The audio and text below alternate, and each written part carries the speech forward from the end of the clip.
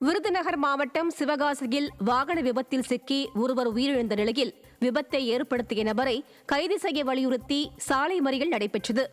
அடையாளம் தெரியாத வாகனம் மோதிய நிலையில் திருத்தங்களை சேர்ந்த ஜெகதீஸ்வரன் என்பவர் உயிரிழந்தார். இந்நிலையில் சிவகாசி ஸ்ரீவில்லிபுத்தூர் சாலையில் நடைபெற்ற சாலை மறியலால் 1 மணி நேரத்திற்கு மேல் போக்குவரத்து பாதிக்கப்பட்டது.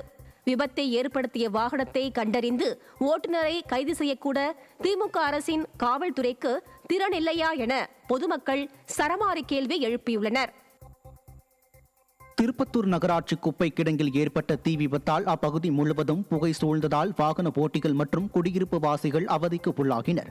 பபூச நகரில் உள்ள குப்பை கிடங்கிற்கு சமூக விரோதிகள் தீ வைத்ததன் காரணமாக அப்பகுதி மக்களுக்கு மூச்சு திணறல் ஏற்பட்டதோடு கிருஷ்ணகிரி தருமபுரி பிரதான சாலையில் வாகன ஓட்டிகள் சென்றபோது கடும் சிரமத்திற்கு ஆளாகினர். திமுக ஆட்சியில் அமைச்சர்கள் முதல் கடைநிலை ஊழியர்கள் வரை அலட்சியத்தின் உச்சத்தில் உள்ளதால் குப்பை கிடங்கை கூட பாதுகாக்காமல் உள்ளதாக பொதுமக்கள் சாடியுள்ளனர்.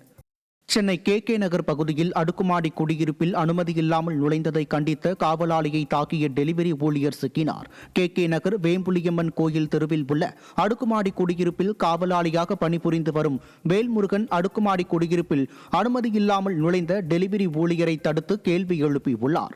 இதில் இருவருக்கும் இடையே தகராறு ஏற்பட்டதில் டெலிவரி ஊழியர் இருசக்கர வாகனத்தில் மீது மோதி பின்னர் சரமாரியாக தாக்கியதில் காவலாளி படுகாயம் அடைந்துள்ளார்.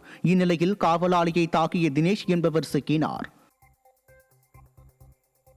திருவண்ணாமலை மாவட்டம் வந்தவாசி அருகே குடியிருப்பு பகுதிகளில் அதிக அளவில் சுற்றித் திரியும் பன்றிகளை பிடிக்க கோரிக்கை எழுந்துள்ளது.